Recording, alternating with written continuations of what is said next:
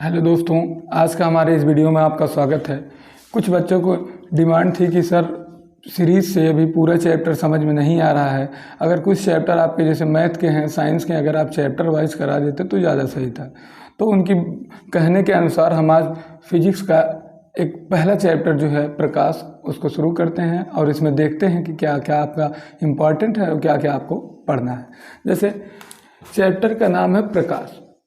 प्रकाश आपका चैप्टर का नाम है प्रकाश। आप जानते हैं कि आपको यहाँ पे टिक नहीं लगाना रहता। टिक वाले के लिए आपको बता देंगे कि सीरीज से आपको क्या क्या पढ़ना है। आपको यहाँ पे व्याख्यात्मक प्रश्न पूछे जाते हैं कि प्रकाश क्या है, प्रकाश के स्रोत क्या हैं, प्रकाश के गुण क्या हैं, प्रकाशिक माध्यम कितने हैं। तो आज हम इन्हीं टॉपिकों पे बात करने वाले हैं। जैसे बात करें प्रकाश की, तो प्रकाश एक प्रकार की ऊर्जा है जो हमारे दृष्टि ज्ञान को जागृत करता है। प्रकाश एक प्रकार की ऊर्जा है जो हमारे दृष्टि ज्ञान को जागृत करता है। यानी कि प्रकाश एक ऊर्जा आप जानते हैं कि प्रकाश ऊर्जा के रूप में ही चलता है। आप आगे आएंगे, जैसे 12 में पढ़ेंगे तो आपको पता चलेगा कि ये प्रकाश जो है फोटॉनों के रूप में चलता है। और प्रकाश के द्वारा वस्तुएं हमें दिखाई देती हैं, प्रकाश स्वयं नहीं दिखाई देता। जैसे अगर कहीं से भी प्रकाश आ रहा है और किसी वस्तु पे टकराया, वस्तु से टकरा के, जैसे ये मार्कर है, कहीं से भी प्रकाश आया, इस मार्कर पे टकराया और मार्कर से टकरा के मेरी आँख में सीधा प्रवेश किया, तो ये उस टकराने के बाद जो ये मार्कर की जो प्रकाश की किरण आँख में प्रवेश कर रही, इसके माध्यम से हमें वस्तुएं दिखाई देती हैं।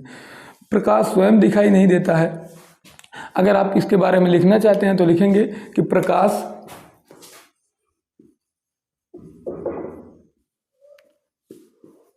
एक प्रकार की ऊर्जा है जो हमारे दृष्टि ज्ञान को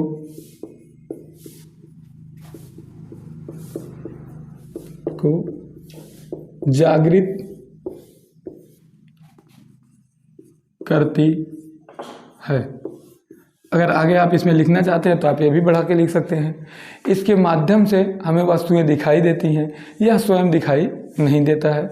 इसमें आप ज़्यादा परिभाषा में आप इतना ही लिख देंगे, आपका पूरा हो जाएगा। इसके बाद हम बात करते हैं प्रकाश के स्रोत की, कि प्रकाश के स्रोत कितने प्रकार के हैं। प्रकाश का जो स्रोत है, प्रकाश के स्रोत की बात करें तो दो प्रकार से हम प्रकाश को बांट सकते हैं, एक प्राकृतिक और कृत्रिम के आधार पे, एक दीप्त और अदीप्त के आधार पे। प्राकृतिक और कृत्रिम के आधार की बात अगर हम करें कि प्राकृतिक स्रोत किसे कहते हैं, कृत्रिम स्रोत किसे कहते हैं, प्राकृतिक स्रोत किसे कहते हैं और कृत्रिम स्रोत किसे कहते हैं। तो प्राकृतिक स्रोत में ऐसे स्रोत जो प्रकृति ने हमको दिए हैं, ऐसे स्रोत जो प्रकृति ने हमको दिए हैं उनको प्राकृतिक स्रोत बोलते हैं। जैसे सूर्य हो गए, तारे हो गए, चंद्रमा हो गया। हालांकि सूर्य भी एक तारा है। लोग कहते हैं कि दिन में तारा नहीं दिखाई देता, लेकिन सूर्य एक तारा है जो कि दिखाई देता है। तो सूर्य, तारे और इसके बाद आपका चंद्रमा हो गया, ये सभी जो है प्राकृतिक प्रकाश स्रोत हैं। और कृत्रिम प्रकाश स्रोत में आप जो भी चीज़ें हैं, देखो, ऐसे प्रकाश स्रोत जो मनुष्य जो है खुद बनाया है उनको कृत्रिम प्रकाश स्रोत कहते हैं। जैसे विद्युत बल्ब हो गया, लाइट हो गया, ये सब ये जो है कृत्रिम प्रकाश स्रोत हैं, मनुष्य द्वारा बनाया गया। और जो प्राकृतिक प्रकाश स्रोत हैं, जैसे सूर्य, तारा, चंद्रमा, यानी कि प्रकाश स्रोत को या तो आप प्राकृतिक स्रोत और कृत्रिम स्रोत के आधार पर बांटेंगे, या तो आप जो है दीप्त और अदीप्त के आधार पर बांटेंगे। जैसे दीप्त प्रकाश स्रोत की बात करें,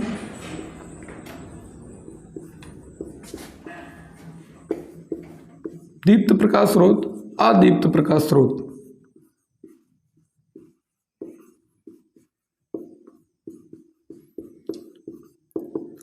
देखो, प्राकृतिक में आप बोल सकते हैं कि ऐसे प्रकाश स्रोत जो प्रकृति ने हमको दिए हैं या प्रकृति प्रदत्त हैं, उन्हें बोलेंगे। जैसे उसके उदाहरण में है सूर्य, तारा, चंद्रमा आदि। और कृत्रिम प्रकाश स्रोत में आप जो किसी भी प्रकार की लाइट हो गई, उसको आप रख सकते हैं।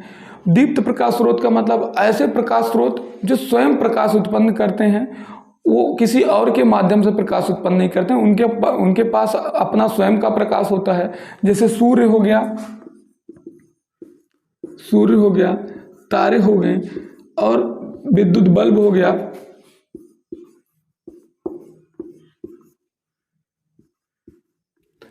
सूर्य, तारे, विद्युत बल्ब हो गया। अदीप्त प्रकाश स्रोत में आपका, जैसे दीप्त प्रकाश स्रोत का मतलब ऐसे प्रकाश स्रोत जो स्वयं जलते हों और लोगों को प्रकाश देते हों, किसी प्रकार से प्रकाश देते हों। अदीप्त प्रकाश स्रोत का मतलब है जो किसी दूसरे से प्रकाश लेते हों और जो है जलते हों। जैसे आपका ये हो गया अदीप्त प्रकाश स्रोत का मतलब है जैसे चंद्रमा हो गया। चंद्रमा के बारे में आप जानते हैं, जैसे अगर सूर्य है कहीं पे, सूर्य और जो है यहाँ पे चंद्रमा स्थित है, यहाँ पे पृथ्वी स्थित है, तो यहाँ से सूर्य से जो है चंद्रमा प्रकाश लेता है और वहाँ से प्रकाश को परावर्तित करके ये जो है पृथ्वी तक पहुँचाता है, तो हमको चंद्रमा दिखाई देता है। और चंद्रमा की हमको ऐसा महसूस होता है कि जैसे प्रकाश की किरण चंद्रमा की प्रकाश की किरणें हैं, जबकि ऐसा नहीं है। जो चंद्रमा होता है वो सूर्य से प्रकाश किरण लेता है और जो है परावर्तित करके हम तक पहुंचाता है, हमको लगता है कि ये प्रकाश की किरणें चंद्रमा की हैं। तो ऐसे प्रकाश स्रोतों को जो है अदीप्त प्रकाश स्रोत कहते हैं। जैसे आप देखते हैं रोड पे जो है किनारे किनारे लाइटें लगी होती हैं, जब वाहन जाते हैं यानी कि गाड़ी जाती है तो वहाँ पे जो वो चमकीले पदार्थ होते हैं चमकते हैं, ऐसा लगता है कि वहाँ पे लाइट लगी है किनारे किनारे, लेकिन वो लाइट नहीं लगी होती है। जब जो है बाइक आपकी जाती है उसकी प्रकाश उस पर पड़ता है तो आपको चमकीला दिखाई देता है। ये भी एक तरह का जो है कृत्रिम प्रकाश होता है। जैसे अगर हम बात करें लाइट की, जैसे ये फ़ोन का लाइट है, ये जो है ये आपका दीप्त प्रकाश स्रोत है, क्योंकि ये स्वयं जलता है, ये स्वयं जलता है, तो ये जो है दीप्त प्रकाश स्रोत है। लेकिन अगर हम यहाँ पे हाथ लगाएं और ये आप हाथ देखेंगे मेरा कि यहाँ पे ये हाथ से जो लाल लाल तरह के प्रकाश की किरणें आपको दिखाई देती हैं, तो अगर हम ये बोले कि हाथ नहीं जल रहा है, इसमें ये जो है ये इसका प्रकाश स्रोत नहीं बल्कि इसका है, तो ये हो जाएगा अदीप्त प्रकाश स्रोत। अगर हाथ से आप देखेंगे कि यहाँ पे जो लाइट निकलती है ये अदीप्त प्रकाश स्रोत हो जाएगा। और अगर फ़ोन की बात करें तो ये दीप्त प्रकाश स्रोत हो जाएगा, क्योंकि फ़ोन के पास जो है आपका स्वयं का प्रकाश है। तो प्रकाश एक प्रकार की ऊर्जा है जो हमारे दृष्टि ज्ञान को जागृत करता है। इसके माध्यम से हमें वस्तुएं दिखाई देती हैं और ये स्वयं नहीं दिखाई देता है। अब जो है प्रकाश स्रोत की बात करें तो प्रकाश स्रोत को या तो आप प्राकृतिक और कृत्रिम में बांट के लिखिए या दीप्त और अदीप्त में बांट के लिखिए। प्राकृतिक स्रोत का मतलब है जैसे सूर्य, तारे, चंद्रमा, यानी कि ऐसे प्रकाश स्रोत जो प्रकृति ने हमको दिए हैं वो प्राकृतिक प्रकाश स्रोत कहलाते हैं। ऐसे प्रकाश स्रोत जो मनुष्य द्वारा बनाया गया है वो उन्हें जो है कृत्रिम प्रकाश स्रोत कहते हैं। जैसे आपका विद्युत बल्ब हो गया, विद्युत बल्ब हो गया, ठीक, मोमबत्ती हो गया, मोमबत्ती हो गया, ये जो है आपके कृत्रिम प्रकाश स्रोत में आते हैं। दीप्त प्रकाश स्रोत के बारे में आपको बताएं, कोई भी ऐसा चीज़ हो जो स्वयं जलता हो और लोगों को प्रकाश देता हो तो दीप्त प्रकाश स्रोत, और जो है जो किसी दूसरे के माध्यम से हमको प्रकाश देता है तो वो हो जाएगा आपका अदीप्त प्रकाश स्रोत। जैसे चमकता हुआ कांच हो गया, जैसे आप कांच देखते हैं क्लास में आप बैठे रहते हैं, बाहर से प्रकाश ऊर्जा आती है तो आप जैसे घड़ी लगाए रहते हैं तो घड़ी से चमकाते हैं किसी के आंख पे, तो वो घड़ी की जो है घड़ी का प्रकाश नहीं है बल्कि बाहर से प्रकाश आता है और परावर्तित होकर आप तक जाता है और ऐसा लगता है कि जैसे घड़ी चमक रही है। तो ऐसे स्रोतों को जो है अदीप्त प्रकाश हम स्रोत कह सकते हैं। इसमें आपका दीप्त प्रकाश स्रोत में मोमबत्ती भी आएगा। ऐसा कोई भी चीज़ जो स्वयं जलता हो और आपको प्रकाश देता हो वो जो है दीप्त प्रकाश स्रोत में आ जाएंगे। इसके बाद हम बात करते हैं प्रकाश के गुण की।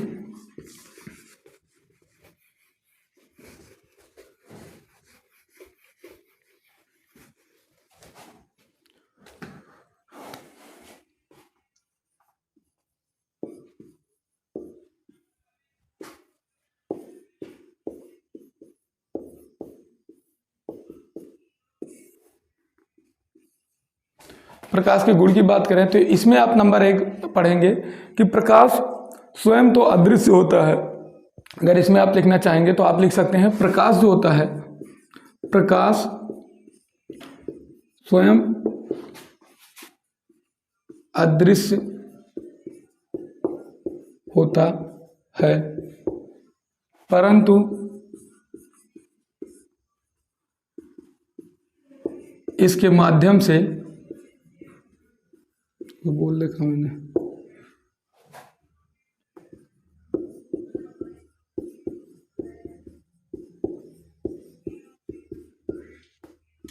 परंतु इसके माध्यम से वस्तुएं दिखाई देती हैं।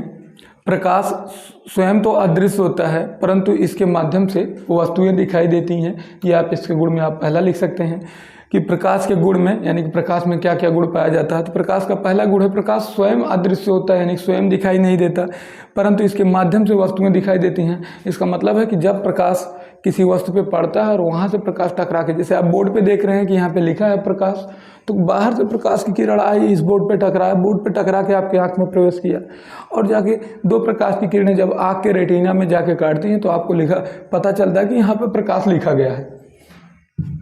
और दूसरा गुण है इसका कि प्रकाश जो होता है वो सरल रेखा में गमन करता है। प्रकाश सरल रेखा में गमन करता है।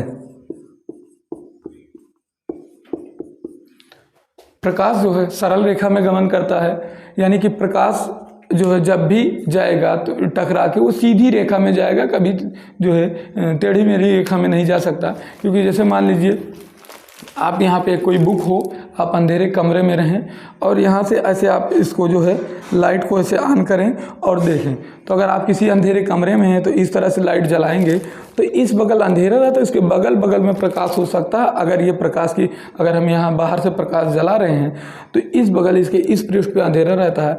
अगर ऐसा होता कि प्रकाश जो है सरल रेखा में गति ना करके टेढ़ी मेढ़ी रेखा में गति करता तो प्रकाश की किरणें ऐसे जाती, यहाँ से टकरा के ऐसे घूम के इस बगल भी उजाला कर देती, लेकिन ऐसा नहीं होता है क्योंकि प्रकाश सरल रेखा में गति करती है। तो ये पीछे इस बगल जो है, जैसे मैं यहाँ सामने खड़ा हूँ तो आप यहाँ पे बोर्ड पे देख रहे होंगे कि मैं सामने खड़ा हूँ तो जो प्रकाश की किरण आ रही पीछे नहीं जा रही है, और यहाँ पे मेरा जो है जिसको आप परछाई बोलते हैं वो यहाँ पे पीछे छप रही है। अगर ऐसा होता कि प्रकाश की किरणें टेढ़ी मेढ़ी रेखा में गति करती तो यहाँ से आता और जो है यहाँ भी पूरा उजाला कर देता, और ये जो दिखाई दे रहा है ये आपको दिखाई ना देता।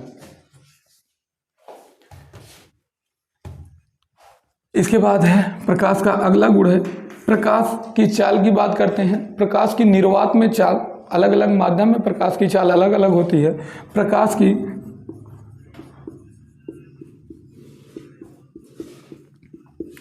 की निर्वात में चाल 3 गुणे 10 के घाते 8 मीटर प्रति सेकंड होता है। 3 गुणे 10 के घाते 8 मीटर प्रति सेकंड प्रकाश की निर्वात में जो चाल है वो 3 गुणे 10 के घाते 8 मीटर प्रति सेकंड होता है। जो है ये निर्वात में चाल है, अलग अलग माध्यम में। निर्वात का मतलब है, देखो, वात का मतलब है हवा, निर्वात का मतलब है जहाँ हवा भी ना हो। तो प्रकाश की निर्वात में जो चाल है वो 3 गुणे 10 के घाते 8 मीटर प्रति सेकंड है।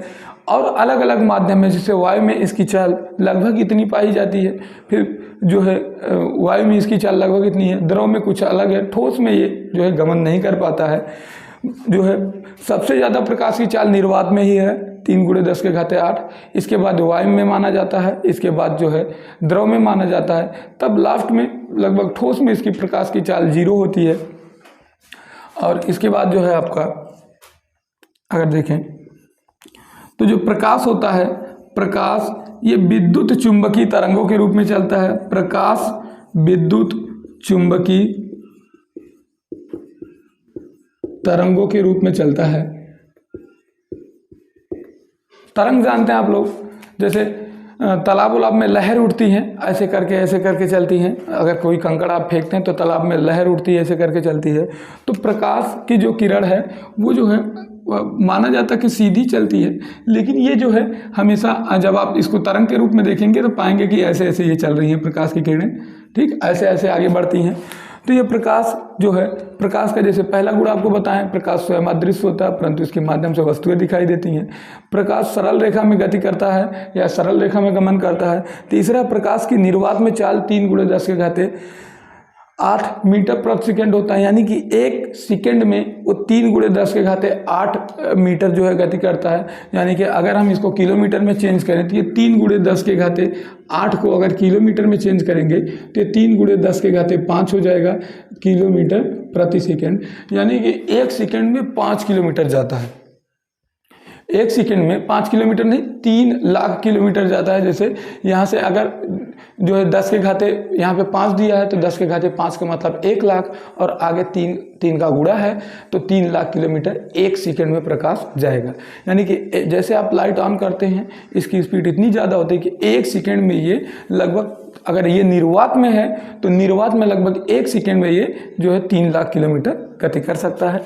इसके बाद जो है है कि प्रकाश जो है विद्युत चुंबकीय तरंगों के रूप में चलता है। ठीक, यहाँ तक नोट हो गया।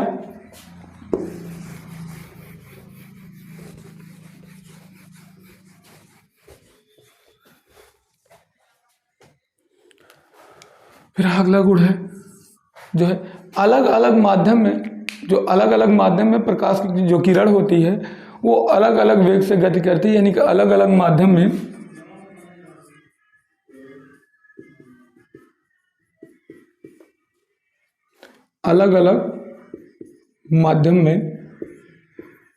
प्रकाश की चाल अलग अलग होती है। अलग अलग माध्यम में प्रकाश की चाल अलग अलग होती है।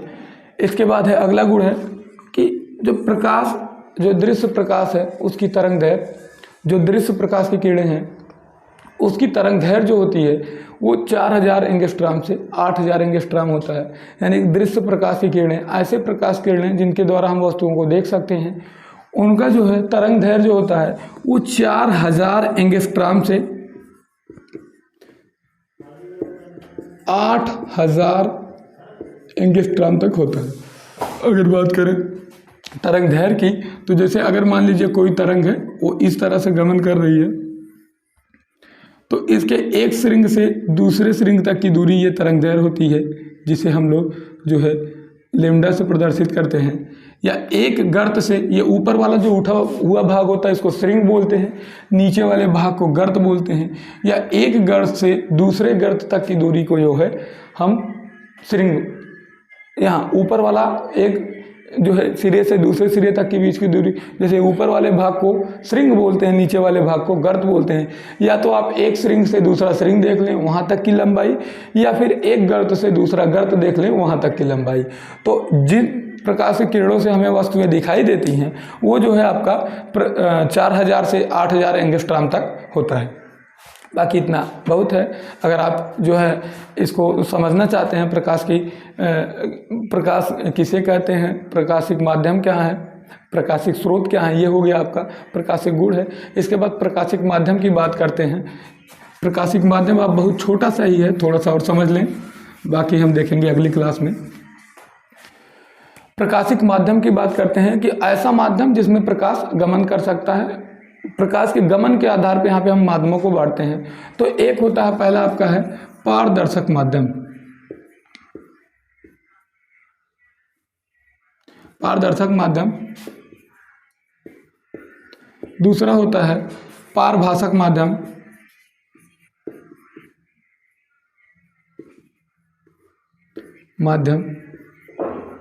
और तीसरा है जो है अपारदर्शक माध्यम।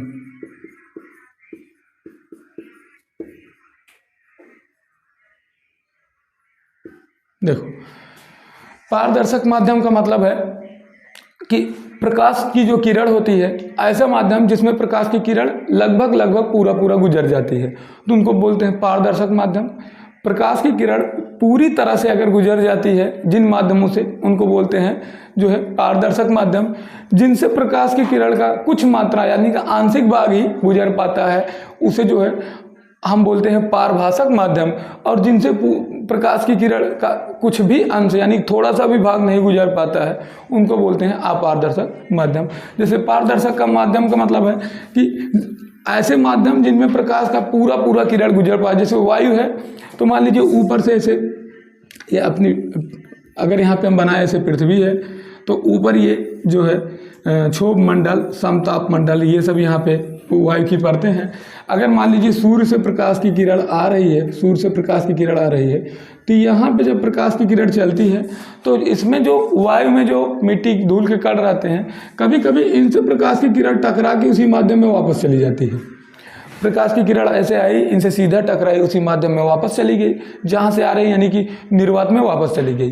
तो बोलते हैं कि कुछ प्रकाश की किरणें ऐसे जितने कण रहते हैं उनसे टकरा के वापस, लेकिन ज़्यादातर प्रकाश की किरणें अंदर प्रवेश कर जाती हैं। तो ये जो अंदर प्रवेश कर जो बाहर निकल जा रही हैं, इनके आधार पर बताया जाता है कि पारदर्शक माध्यम में ज़्यादातर प्रकाश की किरणें प्रवेश कर जाती हैं, यानी कि अधिकतम प्रकाश की किरणें इस माध्यम में चली जाती हैं। पारभाषक का माध्यम का मतलब है कि जो है कुछ भाग ही इसका गुजर पाता, पूरी तरीके से नहीं। जैसे अगर पारदर्शक माध्यम में देखें तो ये मान लीजिए वायु हो गया, कांच हो गया, ये सब पारदर्शक के माध्यम जो है पारदर्शक माध्यम के उदाहरण है। जैसे वायु हो गया, कांच हो गया, जो है जल हो गया। अगर जल भी देखें, शुद्ध जल है तो ये भी हो जाएगा, पारदर्शक माध्यम में ये आएगा। पारभाषक माध्यम का मतलब है जहाँ पे सूर्य की जो है प्रकाश की किरणों का आंशिक भाग ही पहुँच पाता, पूरी तरीके से नहीं। जैसे पारभाषक वाले में जैसे घिसा हुआ कांच,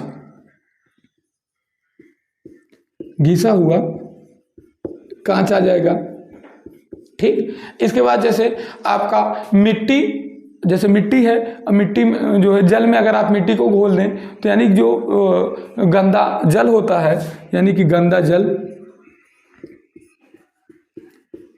घिसा हुआ कांच, गंदा जल, ये सब आपके आ जाएंगे पारभाषक माध्यम में। अपारदर्शक माध्यम में जहाँ से प्रकाश की किरण जो है प्रकाश की किरण का थोड़ा सा भी भाग गुजर ना पाए, वो होता है आपका अपारदर्शक माध्यम। अपारदर्शक माध्यम का मतलब है कि जहाँ से थोड़ा सा भी भाग ना गुजर पाए। जैसे कोई ठोस हो गया, जो है जैसे मान लीजिए ये ठोस है, अब ये ठोस है तो अगर इसके अंदर से प्रकाश की किरण उस बगल नहीं गुजर सकती, तो ऐसे माध्यम को हम बोलते हैं अपारदर्शक माध्यम। जैसे दीवार हो गया, लकड़ी हो गया, इन सब से प्रकाश की किरण नहीं गुजर सकता, यानी कि आगे से ही परावर्तित होकर ये वापस चला आता है, तो ऐसे माध्यम को हम बोलते हैं अपारदर्शक माध्यम। इसके बाद बात करते हैं हम प्रकाश किरण की।